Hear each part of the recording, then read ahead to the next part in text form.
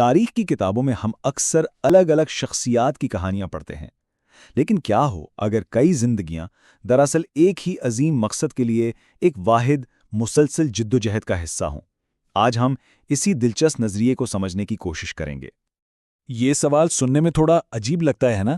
بھلا ایک انسان کی زندگی اتنی طویل کیسے ہو سکتی ہے؟ لیکن دراصل یہی سوال ایک بہت گہرے تاریخی تجزیے کا دروازہ کھولتا ہے، جس میں ابتدائی شیعہ ائمہ کی زندگیوں کو ایک ہی شخص کی 250 سالہ زندگی کے طور پر دیکھا جاتا ہے۔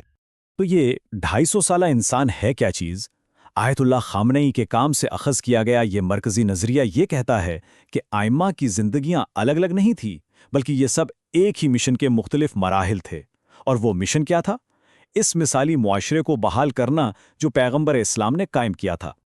تو اس 250 سالہ جدوجہد کو ٹھیک سے سمجھنے کے لیے سب سے پہلے ہمیں اس مثالی معاشرے کو سمجھنا ہوگا جسے بحال کرنے کی کوشش کی جا رہی تھی۔ آخر وہ معاشرہ کیسا تھا؟ دیکھیے، پیغمبر اسلام نے مدینہ میں صرف ایک عبادت گاہ نہیں بنائی تھی، بلکہ ایک مکمل نظام حیات قائم کیا تھا۔ ایک ایسا معاشرہ جہاں بھائی چارہ اور محبت بنیاد تھی، جہاں ہر فرد کی اخلاقی اور روحانی پاکیزگی پر زور دیا جاتا تھا، جہاں انصاف سب کے لیے تھا اور جہاں سب اندرونی اور بیرونی دشمنوں کے خلاف متحد تھے۔ یہی وہ ماڈل تھا، وہ بلو پرنٹ تھا جسے بحال کرنا آنے والے ائمہ کا اولین مقصد تھا۔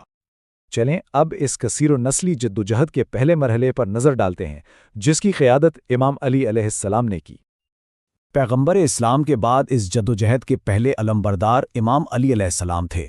اقتدار سے دور رہنے کے باوجود انہوں نے تقریباً 25 سال تک ایک بہت مشکل راستہ اختیار کیا، اصولی صبر کا راستہ۔ ان کا مقصد ذاتی قیادت حاصل کرنا نہیں تھا، بلکہ اسلام کے نوزائیدہ ریاست کی وحدت کو ہر قیمت پر محفوظ رکھنا تھا۔ اور یہ فیصلہ کیوں کیا گیا؟ اس کا جواب خود امام علی کے اپنے الفاظ میں ملتا ہے۔ وہ بتاتے ہیں کہ انہوں نے ذاتی حق کے قیادت پر امت کے اتحاد کو کیوں ترجیح دی، کیونکہ ان کے نزدیک اسلام کا تحفظ ہر چیز سے، یہاں تک کہ اپنی حکومت سے بھی زیادہ اہم تھا۔ پھر جب انہیں خلافت ملی تو ان کا دور حکومت بہت مختصر اور ہنگامہ خیز رہا۔ انہوں نے انصاف پر کوئی سمجھوتا نہیں کیا، جس کی وجہ سے بہت سے طاقتور دشمن پیدا ہوئے، اور بالآخر اسی غیر متزلزل عدل کی قیمت انہیں اپنی شہادت کی صورت میں ادا کرنی پڑی۔ یہاں سے کہانی ایک بہت ہی دلچسپ موڑ لیتی ہے۔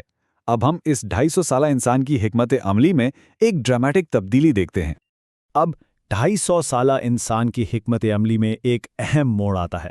امام حسن اور امام حسین کے راستے بظاہر ایک دوسرے سے بالکل مختلف نظر آتے ہیں۔ ایک طرف امام حسن کے زمانے میں امت جنگوں سے تھک چکی تھی، لہٰذا انہوں نے تحریک کو بچانے کے لیے ایک اسٹریٹجک امن معاہدہ کیا۔ دوسری طرف امام حسین کو کھلے ظلم اور فساد کا سامنا تھا، اس لیے انہوں نے قوم کو بیدار کرنے کے لیے انقلابی قیام کا راستہ چنا۔ یہ دو الگ الگ فیصلے نہیں، بلکہ ایک ہی مقصد کے لیے دو مختلف حالات میں کیے گئے شاندار اسٹریٹجک فیصلے تھے۔ تو بات صاف ہے، یہ ایک ہی سکے کے دو رخ تھے، اصول وہی تھے، لیکن حالات کے مطابق حکمت عملی میں لچک دکھائی گئی۔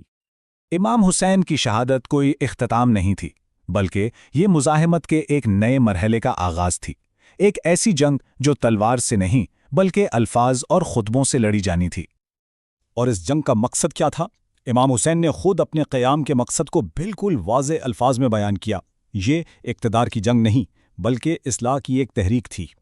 میدان جنگ کی لڑائی تو ختم ہو گئی، لیکن ایک اور جنگ جو شاید اس سے بھی بڑی تھی اب شروع ہونے والی تھی، بیانیے کی جنگ۔